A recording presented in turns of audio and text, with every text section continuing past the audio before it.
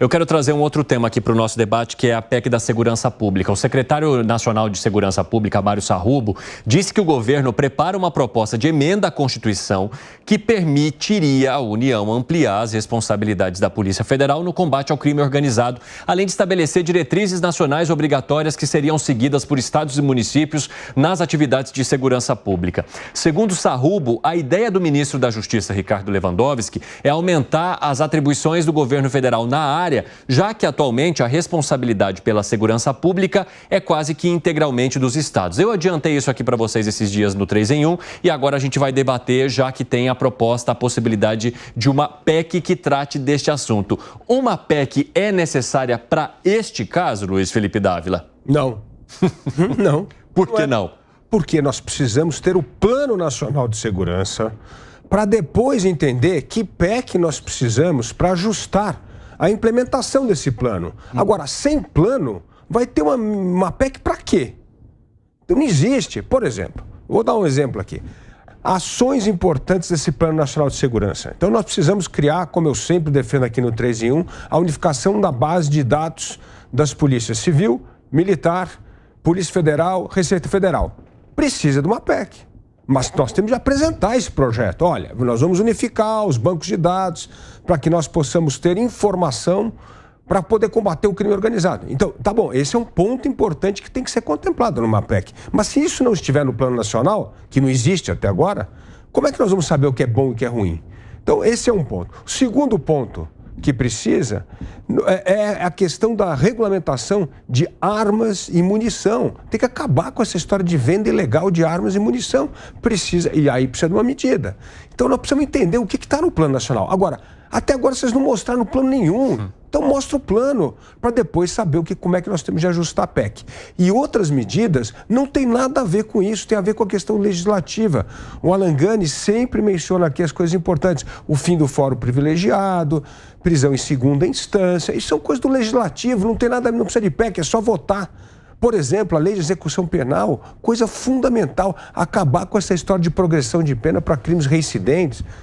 Como é que pode ter progressão de pena para crime hediondo? É um absurdo. Então, tem coisas que são da natureza do legislativo, outras, sim, precisa de uma PEC para poder implementar, mas tudo isso precisa estar dentro de um bojo de um Plano Nacional de Segurança Pública, que até agora não foi mostrado. Então, eu aconselho aqui o Sarrubo, que é uma pessoa extremamente competente, foque no plano, apresente o plano, depois a PEC. E aí, Gustavo Segré? Falou tudo, mas é o estilo. Você vê, tem uma reforma tributária sem alíquota. Nossa, pensei nisso. Isso é a mesma coisa. Então, se tem uma reforma tributária sem alíquota, por que não tem uma PEC sem um plano? Vamos fazer a PEC, tá? E o que nós vamos incluir na PEC? Depois a gente vê. Mas é isso. Não, tem que colocar o plano conhecido. E o Sarrubo é um cara muito competente. Sim, claro. Muito competente. Então, apresenta o plano, com certeza vai ser um bom plano, e aí sim, instrumenta o plano através da PEC. Se não está querendo colocar a carruagem na frente dos cavalos, vai primeiro definindo aonde que você vai e depois faz o plano de voo. Se não, você está colocando um plano de voo e fala, qual é o aeroporto? Não sei. E o aeroporto alternativo? Não sei. E qual é a quantidade de combustível? Também não sei. Quem está pilotando? Não tenho a mínima ideia. Então, para que serve o plano de voo? Não serve.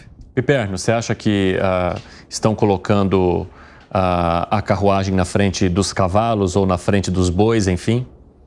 Eu acho que na questão da segurança há tanta coisa para fazer que às vezes me passa a sensação de que quando se fala em uma estratégia nacional, nenhuma autoridade do Brasil sabe por onde começar. O Brasil tem feito, eu repito sempre isso aqui, várias vezes ações pontuais. Então prende aqui, apreende droga ali, pega um carregamento de armas não sei aonde, faz uma GLO para portos e aeroportos, já consegue identificar quais são os novos pontos de escoamento dessas drogas, por exemplo, para a Europa, lá para os Estados Unidos. Então faz de novo ações pontuais nessas áreas. Mas isso, na verdade, funciona como que um esparadrapo, um curativo. Isso tudo é importante, repito sempre isso, enfatizo sempre isso. Quer dizer, um crime que aconteça com muita incidência numa determinada região, ele tem que ser combatido, independentemente de se ter um plano ou não. Agora, é preciso, sim, uma estratégia unificada, e eu brinco sempre aqui que, olha, eu devia chamar todos os secretários de segurança para fazer um workshop e tirar algumas ideias para um arcabouço minimamente razoável aí para começar a combater algumas modalidades de crime que são mais ou menos iguais em todas as regiões.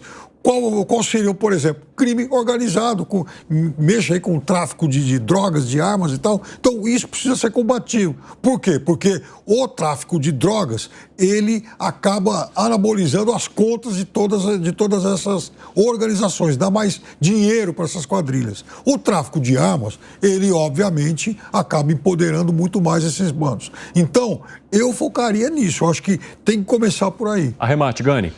O ministro age como um ministro do STF e não como um ministro da Justiça. Há um distanciamento aí da realidade. Cadê o plano concreto? Parece também o arcabouço fiscal, quando ele foi lançado, era um PowerPoint vago, não tinha nada ali. Depois tiveram lá que reapresentar, detalhado, enfim. Eu acho que o mal do Brasil é que a gente quer resolver os problemas de uma vez só. Pegar tudo, um plano mirabolante, agora a gente, da noite para o dia, vai resolver a questão da segurança pública.